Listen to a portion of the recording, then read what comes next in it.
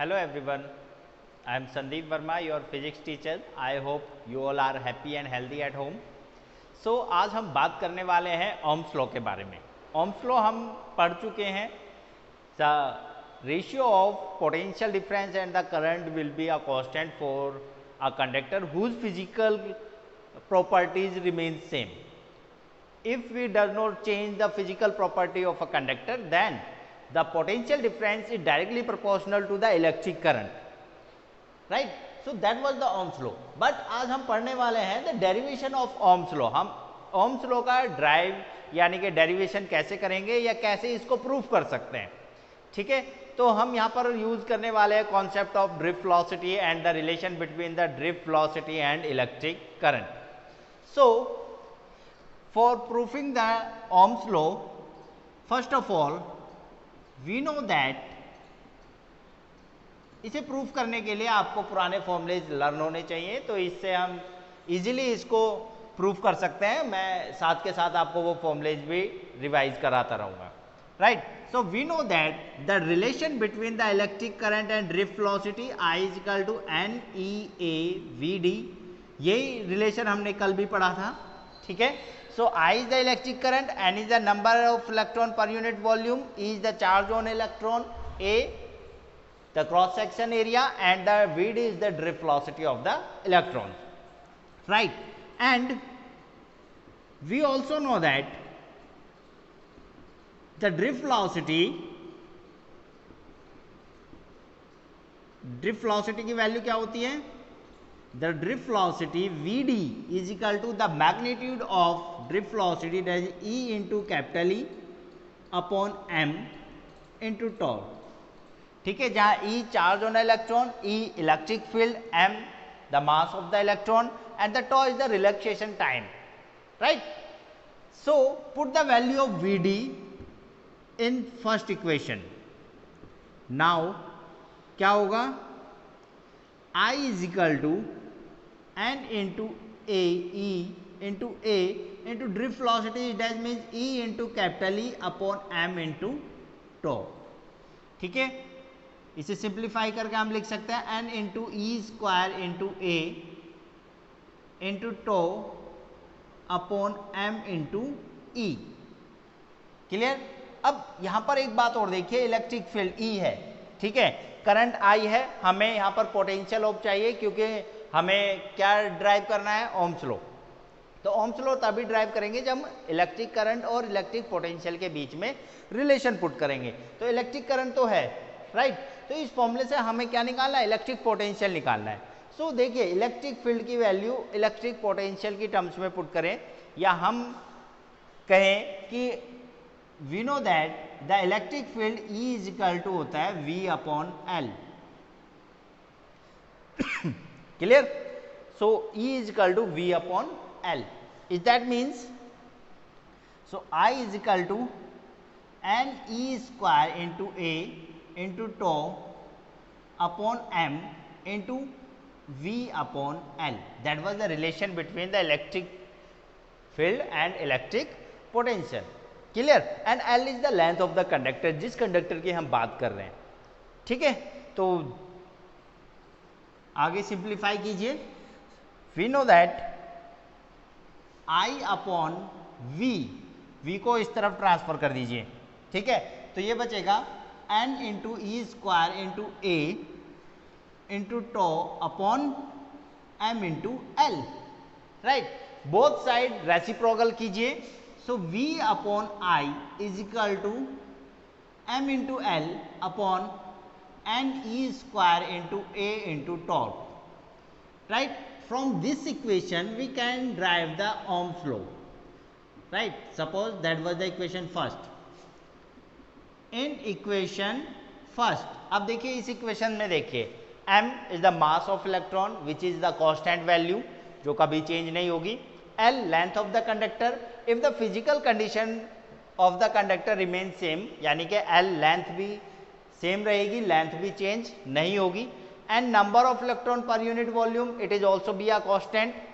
Charge on electron, it will also be a constant. A cross section area वो भी change नहीं होगा, तो ए भी कांस्टेंट है. And the tau, relaxation time भी एक कांस्टेंट वैल्यू है। इज दैट मीन्स हम कह सकते हैं m into L upon N E square into A into tau is equal to a constant, right. So from equation first that is v upon I is equal to a constant, ठीक है। तो v upon आई का ratio क्या है, एक constant है, यानी कि v is directly proportional to the i, और we can say that v is equal to r into I, क्योंकि ये कांस्टेंट की वैल्यू क्या होती है, दैट इज रेजिस्टेंस r, ठीक है। So that was the Ohm's law. तो यहां से हम इस तरह से डिडक्ट कर सकते हैं ओम्स लॉ, लेकिन हमें इस लाइन के बाद ही ये लिखना है विच इज ओम्स लॉ, ठीक है। तो इस तरह से हम ओम्स लॉ को प्रूव कर सकते हैं by using the concept of drift velocity. चलिए, तो अब बात करते हैं, ये तो ओम्स लॉ डेरिवेशन की बात थी, लेकिन अब बात करते हैं कि what is the value of resistance in terms of the electron and the relaxation time of the electrons, ठीक है। तो अब रेजिस्टेंस की वैल्यू फाइंड करते हैं या फिर रेजिस्टिविटी की वैल्यू फाइंड करते हैं। तो कैसे फाइंड कर सकते हैं, we know that m into L upon N E square into A into tau is equal to a constant and that constant is called r, resistance, ठीक है। तो let's go for the value of resistance. Now, according to Ohm's law, V upon I is equal to R and that is equal to the, ये जो V upon I के जो ratio है वो कितना आया, that is m into L upon N E square into A into torque, ठीक है। सो R की वैल्यू कितनी आती है, R is equal to m into L upon N E square into A into torque. तो ये रेजिस्टेंस की value है यहाँ से, ठीक है, जैसे कि ये यहाँ पर भी शो किया हुआ है, क्लियर। मैंने इसको अलग इसलिए लिखा क्योंकि हम इसे इस तरह से और लिख सकते हैं, that is R is equal to m upon N E square into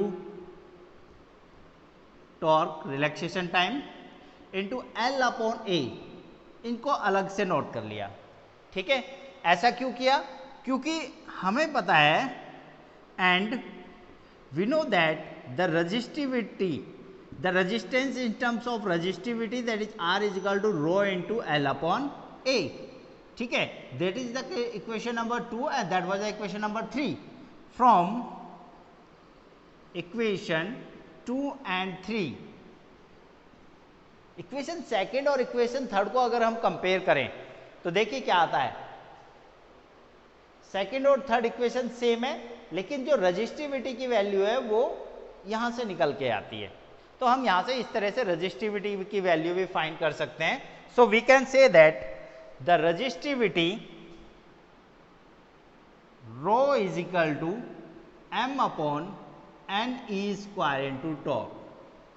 So that was the value of resistivity, that was the value of resistance in terms of relaxation time, ठीक है। तो रिलैक्सेशन टाइम का resistance और resistivity पर क्या effect पड़ता है वो हम देख रहे हैं, that was the inversely proportional to the resistivity और टू द रेजिस्टेंस। तो रिलैक्सेशन टाइम अगर इंक्रीज होगा तो रेजिस्टेंस या रेजिस्टिविटी क्या होंगी, डिक्रीज होगी, और अगर रिलैक्सेशन टाइम डिक्रीज होगा तो रेजिस्टिविटी या रेजिस्टेंस इंक्रीज होगा, राइट। तो यही कॉन्सेप्ट हम नेक्स्ट वीडियो में आपको या नेक्स्ट लेक्चर में मैं आपको क्लियर करने वाला हूं, the temperature effect of the resistance and resistivity. तो जैसे जैसे हम टेम्परेचर बढ़ाते हैं तो मोलिक्यूल्स जो होते हैं या फिर जो एटम्स होते हैं इनसाइड द कंडक्टर, उनका वाइब्रेशन इंक्रीज होता है, and when the vibration will increase the relaxation time, यानी कि दो आयंस के बीच में जो इलेक्ट्रॉन टकराने में जो टाइम ले रहा था वो टाइम क्या हो जाएगा, डिक्रीज होगा, क्योंकि अब ये वाइब्रेट करके ये यहाँ तक आ गए हैं, तो ये अब जल्दी जल्दी टकराएंगे, और जल्दी टकराएंगे इसका मतलब रिलैक्सेशन टाइम क्या होगा, डिक्रीज होगा। तो जब रिलैक्सेशन टाइम डिक्रीज होगा तो रेजिस्टेंस क्या होगा, इंक्रीज होगा। And same as on decreasing the relaxation time the resistivity also be the on decreasing the relaxation time the resistivity also be increase. ठीक है, तो इस तरह से टेम्परेचर बढ़ाने पर जो रेजिस्टेंस है या रेजिस्टिविटी क्या होती है, इंक्रीज होती है। ठीक है, अब टेम्परेचर डिपेंडेंस की बात करेंगे हम नेक्स्ट लेक्चर में। फिलहाल इस लेक्चर में आप ये मोस्ट इंपॉर्टेंट पार्ट है, आप इसे अच्छे से नोट कर लीजिए और अगर कोई भी प्रॉब्लम है तो आप मुझे कमेंट सेक्शन में बता सकते हैं। Thank you.